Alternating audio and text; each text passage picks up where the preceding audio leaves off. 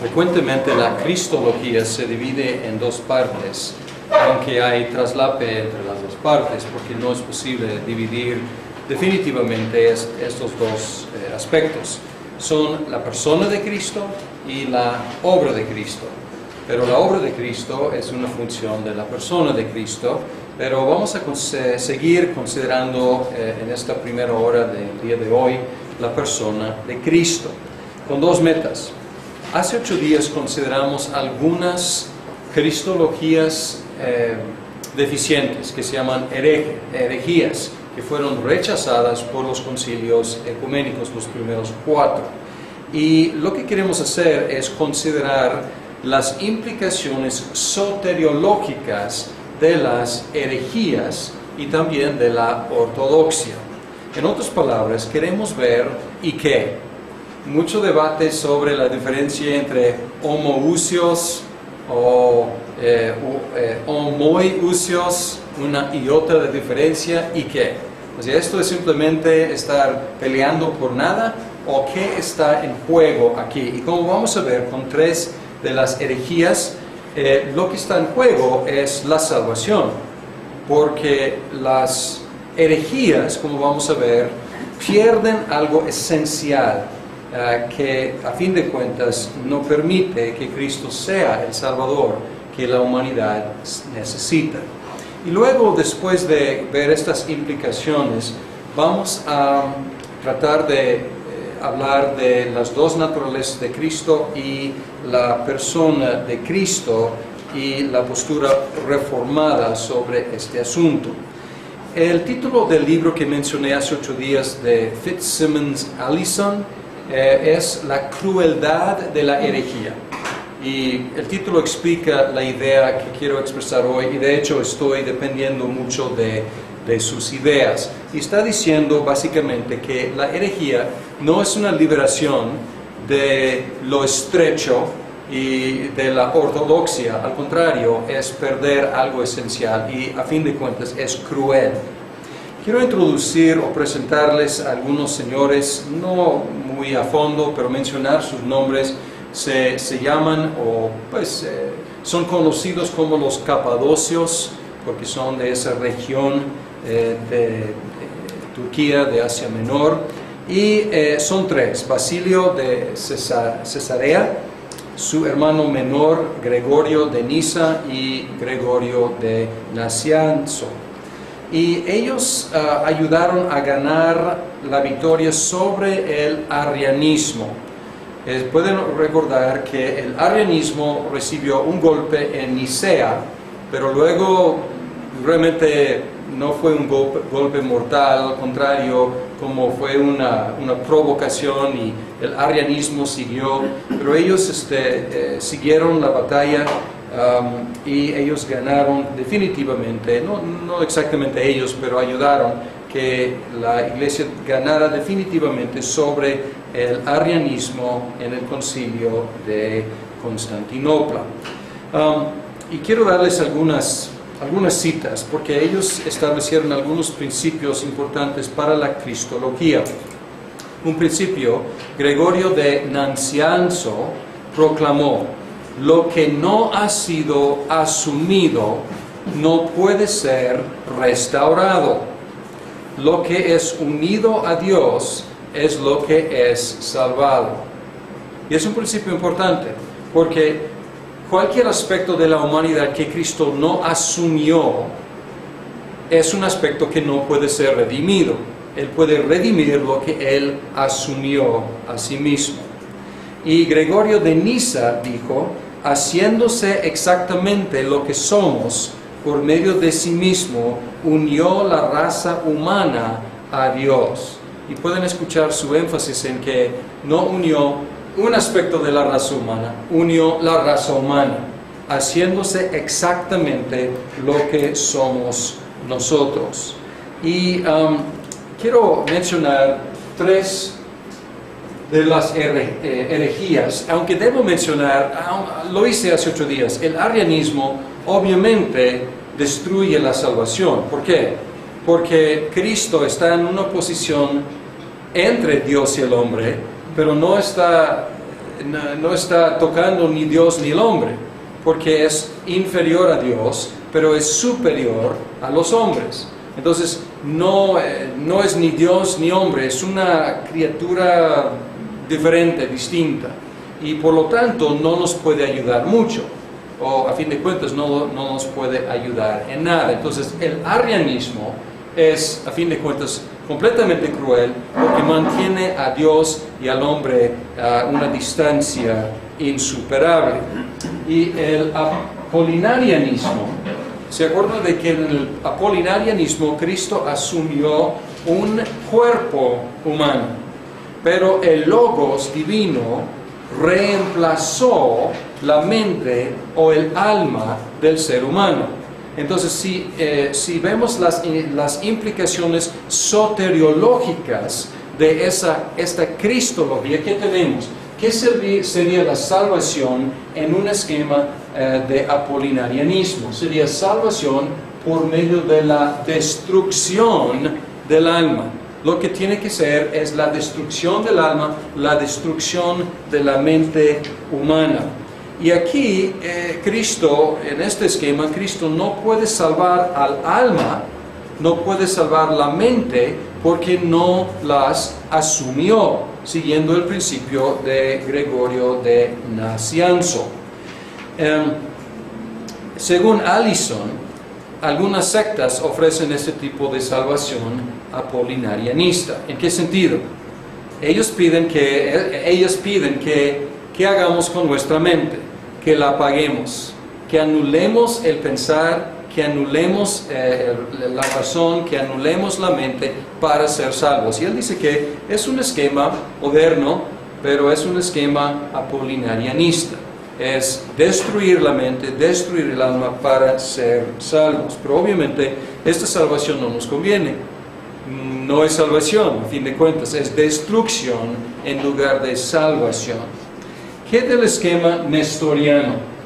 Pueden recordar que el nestorianismo, a lo mejor en un sentido nunca existió, porque había muchos ataques contra Nestorio mismo, y los historiadores más modernos en un sentido han reivindicado a Nestorio, diciendo que Nestorio no era un nestoriano.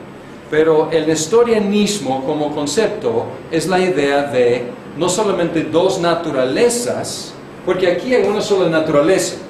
¿Cuál es la naturaleza aquí? La divina, exactamente. Aquí el nestorianismo va en la otra dirección, dice que hay dos naturalezas, pero hay dos personas también. Y estas dos personas, la humana y la divina, se cooperan. Ellas se esfuerzan, ellas ejercen su voluntad para estar de acuerdo. Entonces hay una unión en un sentido de la divinidad y la humanidad, pero es una unión por fuerza de voluntad. Entonces, ¿qué tipo de salvación nos ofrece el nestorianismo? Traduciendo la cristología en la soteriología.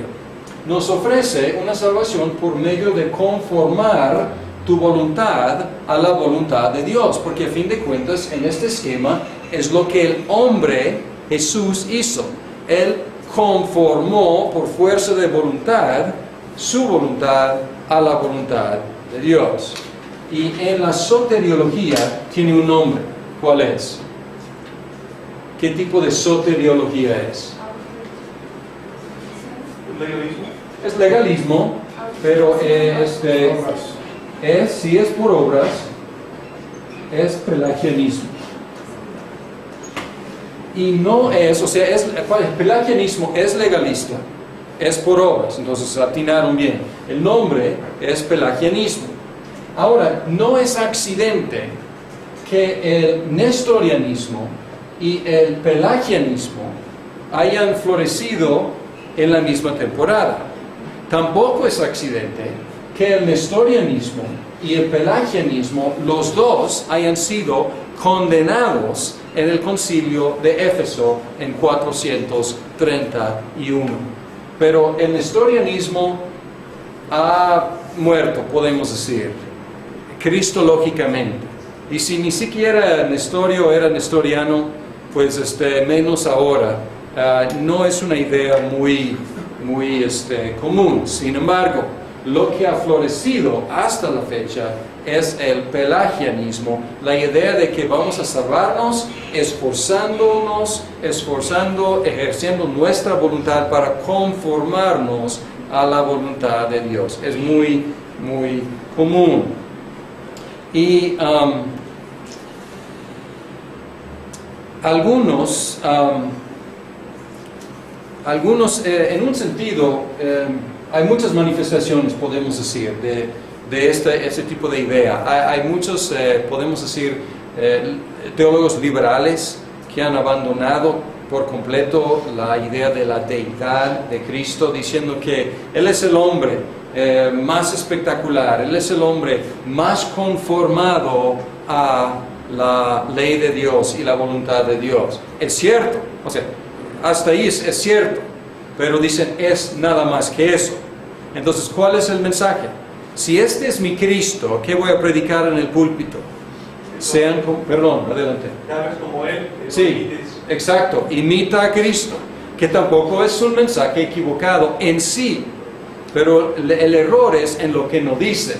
O sea, debemos imitar a Cristo, por supuesto, pero la salvación no viene por echar ganas y esforzarnos para imitar a Cristo. Entonces es un mensaje todavía muy, muy común.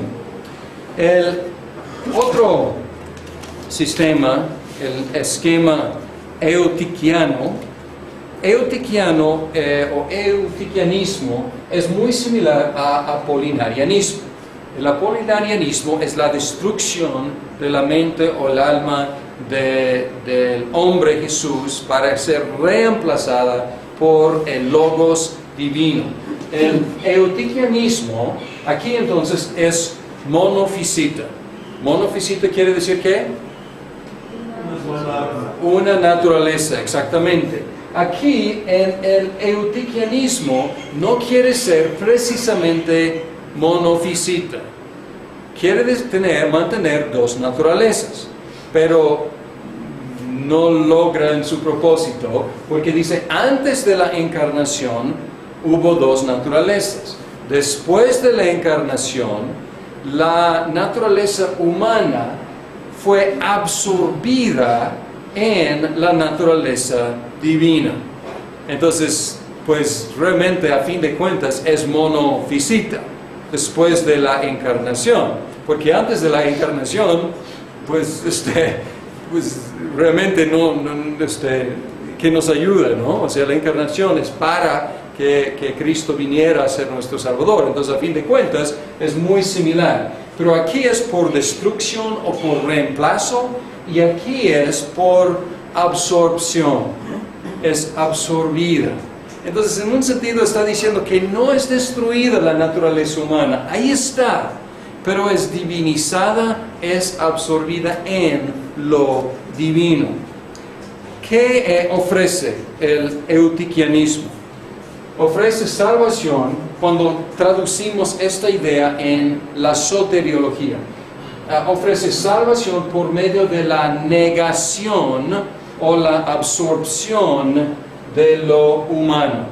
Es como tratar de divinizar nuestra humanidad absorbiéndonos en lo divino, y así en un sentido es correcto, pero la idea aquí es dejando atrás lo humano como si fuera algo para desechar, en lugar de precisamente lo que tiene que ser redimido. Allison hace una conexión entre esta herejía y un elemento fuerte del misticismo. Y este elemento es la abolición de lo humano o la absorción de lo humano en lo divino. Johannes Eckhart fue un místico medieval. Sus fechas 1260 a 1328. Y este místico, Johannes Eckhart, dijo: debes ser puro de corazón y solo ese corazón es puro que ha exterminado la criatura. Entonces aquí estamos casi un milenio después del eutiquianismo y es una idea semejante. ¿Cómo ser puro? Abolir lo humano para que ya no siga la criatura. Entonces muy similar a polianismo, eutiquianismo, tanto en su cristología como en su soteriología, pero no ha desaparecido a pesar de ser condenadas estas herejías. Y podemos sentir esto en algunas de las corrientes del misticismo. Hay que exterminarte a ti mismo para llegar a ser salvo. Entonces, esto es para contestar la pregunta, ¿y qué? ¿Y qué? Porque algunos pueden ver todos los debates de los primeros 4 siglos de la Iglesia y los concilios, y la verdad fueron asuntos a veces muy sucios, muy políticos y con mucho desorden. Sin embargo, y viendo esto, algunos pueden decir, estaban simplemente peleando por nada, pero la verdad es, no es cierto. Estaban peleando no solamente por unas definiciones cristológicas, estaban peleando por mantener la salvación y el mensaje de la salvación que encontramos en la Biblia, que solamente se conserva en la postura ortodoxa de una sola persona y 2 naturalezas. Y es el tema que queremos tocar. Porque aquí hay una diferencia entre 2 corrientes de la teología de la Reforma. Pueden recordar que usamos un lenguaje muy similar. Cuando hablamos de la teología de la Reforma, esta expresión abarca tanto a los luteranos como los calvinistas. Y muchas veces hablamos de los calvinistas como reformados. Pero el lenguaje es un poco confuso, porque hay los de la Reforma, luteranos y calvinistas, y hay también calvinistas que son, muchas veces los llamamos los reformados. Y aquí los luteranos y los reformados no pudieron reunirse o unirse. ¿Se acuerdan por qué? ¿Por qué no? No pudieron estar de acuerdo en qué punto. En la cena del Señor y la cuestión de la sustancia de Cristo o la presencia física de Cristo en la cena del Señor. Y los 2 rechazaron la transustanciación, que es de la católica romana, pero los luteranos insistían e insisten hasta la fecha en la presencia física, corporal, carnal de Cristo en la cena del Señor. Y los reformados en general insistieron e insisten en una presencia espiritual de Cristo. Y aquí podemos pensar en la conferencia que hubo entre 2 reformados, con Zwinglio y otro por un lado, y también Lutero y Melanchthon por el otro lado, en Marburgo, y ellos estuvieron de acuerdo con todo, menos este punto. Y luego Lutero dijo a Zwinglio, tienes otro espíritu, y no pudo unirse con él. Y a lo mejor decimos, pues sobre una trivialidad así. Sin embargo, otra vez, si excavamos más a fondo, encontramos una diferencia no de poca importancia en la cristología de los luteranos y los reformados. Entonces no es simplemente una diferencia del sacramento de la cena del Señor, pero hay una cristología diferente ahí abajo. Y aquí necesito espacio.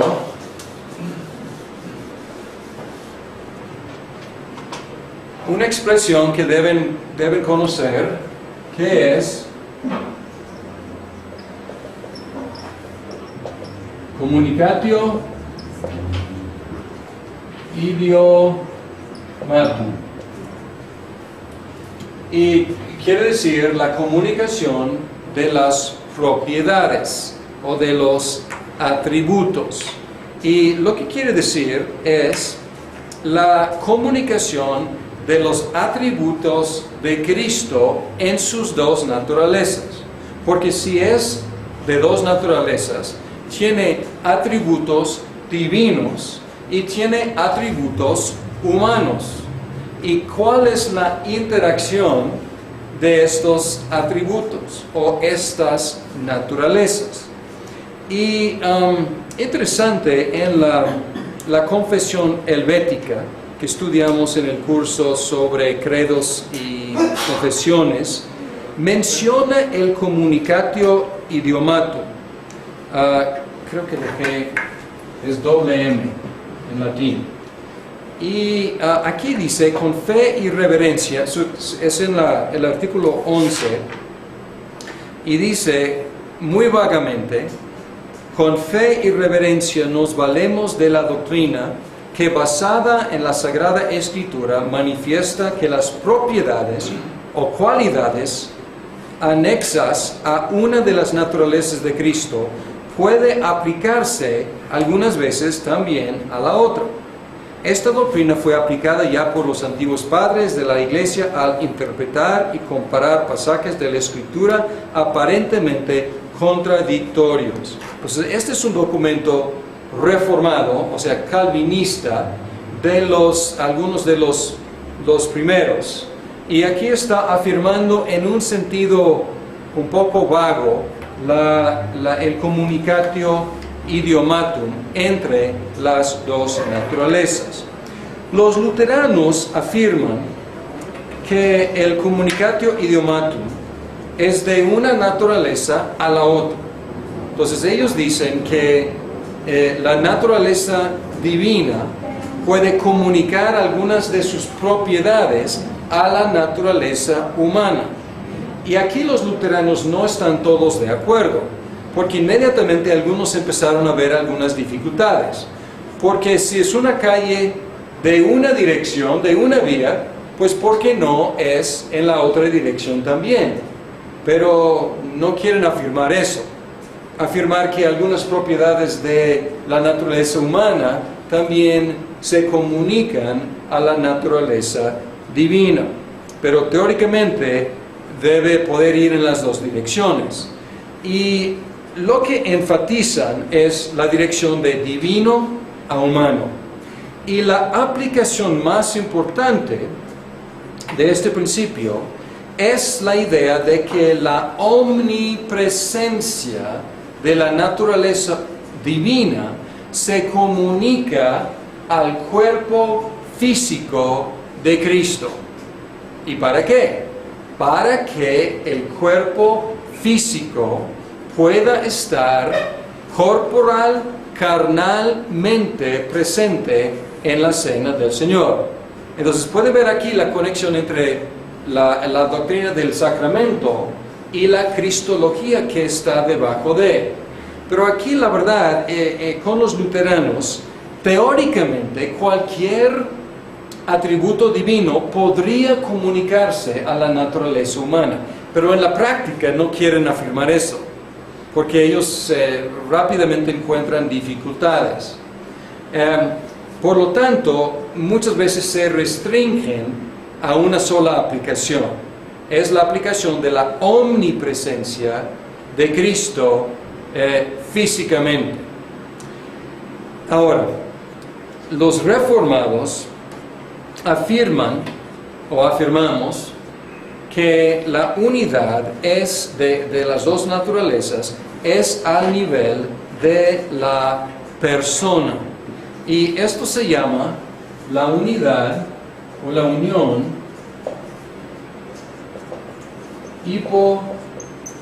hipostática.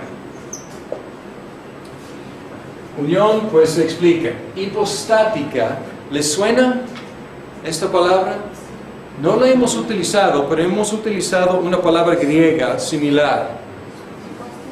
Upóstasis, exactamente, muy bien. Y la palabra upóstasis fue utilizada por los griegos para describir la Trinidad. ¿Se acuerdan? Una ousia, esencia, y 3 hipóstasis. Mientras tanto, en el occidente hablaban de una esencia y 3 personas, o un ser y 3 personas. ¿Qué queremos decir con esta idea de la unión hipostática? Quiere decir que los atributos, está diciendo que la unión no es al nivel de una comunicación entre las dos naturalezas de sus propiedades, no. Cada naturaleza conserva sus propiedades. Sin embargo, estas dos naturalezas se unen perfectamente en una persona, en un hipóstasis. Y la idea es esta. Podemos hablar en un sentido del comunicatio idiomatum, pero la comunicación es entre la naturaleza divina y la persona de Cristo, la naturaleza humana y la persona de Cristo. Por lo tanto, podemos explicar, como la confesión helvética dice, podemos explicar algunas cosas aparentemente contradictorias en la Biblia. Hay una historia en la Biblia en la cual Cristo está cansadísimo. Les pregunto, ¿Dios se cansa? No, no se cansa Dios. ¿Los seres humanos nos cansamos? Sí, por supuesto.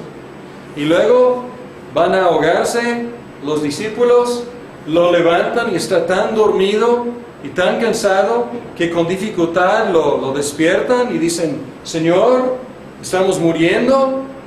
Y se levanta y Él manda a los elementos y el mar se tranquiliza y el viento ya no sopla. Les pregunto, ¿los seres humanos tienen capacidad de mandar, de dar órdenes al mar y al viento y a las nubes y a la lluvia? Pueden darlas, pero pues no va a pasar nada. Obviamente, solamente Dios puede hacer eso. Pero cuando pensamos en la unión hipostática, no tenemos que decir que cosas como, la naturaleza humana estaba cansada. Podemos afirmar que Jesucristo, que es Dios y hombre, Jesucristo, la persona de Jesucristo, estaba cansada. Y podemos decir, no tenemos que decir, la naturaleza divina mandó a las olas que se tranquilizaran. Podemos decir, con toda propiedad, como la Biblia lo hace, que Jesucristo, quien es Dios y hombre, dio órdenes al mar, a las olas y al viento. Por lo tanto, podemos decir que Cristo es omnipotente y podemos decir que Cristo se cansaba. Y no es una contradicción, porque las propiedades de las dos naturalezas se manifiestan no intercambiándose, se manifiestan en la persona de Jesucristo. Berkhoff menciona algunas objeciones a la postura luterana. Creo que en las páginas 326 a 327, si no me equivoco. Para los reformados, y aquí quiero ser muy cuidadoso aquí, porque los luteranos los recibimos y los afirmamos como hermanos en Cristo. No les decimos lo que Lutero nos dijo a nosotros, no les decimos tienen otro espíritu, y tampoco hoy en día nos dicen eso a nosotros.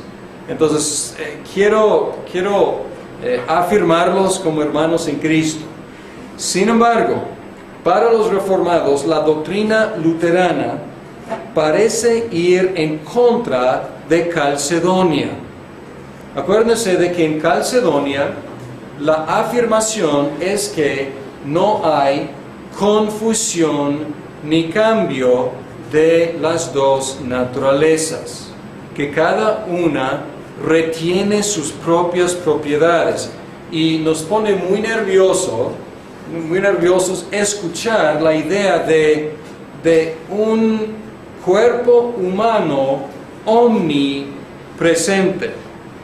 Concretamente, si Cristo tiene un cuerpo omnipresente, ya no tiene un cuerpo humano.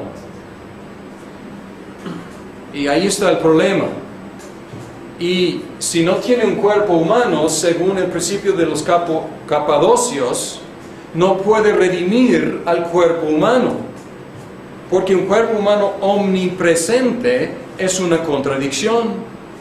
Y no tenemos ninguna evidencia en el Nuevo Testamento de que Cristo haya tenido un cuerpo omnipresente. Jamás lo encontramos en dos lugares al mismo tiempo.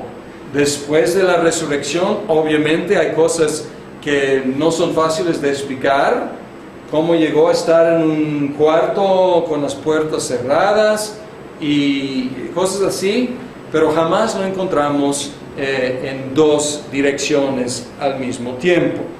Y aquí, si el cuerpo humano es omnipresente, ha sido reemplazado o ha sido abolido o ha sido absorbido en lo divino. Y esto nos pone muy nerviosos porque suena un poco apolinarianista o suena un poco eutiquianista. Ahora, otra vez, no quiero tachar a los luteranos de ser herejes, de decir que son apolinarianistas, tenemos que tener cuidado. Ni quiero decir son plenamente eutiquianistas. Pero aquí veo, no solamente yo, en general los reformados, vemos un problema de no poca importancia y una tendencia hacia uno de estos errores que ya fueron descartados por la Iglesia Universal. Ahora, para hablar en forma positiva, podemos decir que la postura reformada, manteniendo la unión hipostática, y si queremos hablar de comunicación idiomatum, hablar de una comunicación hacia la persona de Cristo, de atributos de las dos naturalezas, esta postura está de acuerdo con la Biblia, está de acuerdo con los concilios y puede explicar las experiencias contrastantes en la vida de Cristo y mantiene al mismo tiempo la unidad de las dos naturalezas y la integridad de la persona de Cristo. Y voy a concluir esta parte leyendo, creo que ya la leí, pero voy a leer otra vez, del capítulo 8 de la Confesión de Fe de Westminster, párrafo B o párrafo 2. Y dice así, y aquí van a escuchar los ecos y las reafirmaciones de los concilios ecuménicos. El Hijo de Dios, la segunda persona de la Trinidad, siendo verdadero y eterno Dios, aquí negando el arrianismo, igual y de una sustancia con el Padre, aquí afirmando el concilio de Nicea, habiendo llegado la plenitud del tiempo, tomó sobre sí la naturaleza humana, lo que afirma Constantinopla, con todas sus propiedades esenciales y con sus debilidades comunes, mas sin pecado. Fue concebido por el poder del Espíritu Santo en el vientre de la Virgen María, de la sustancia de ella, Constantinopla.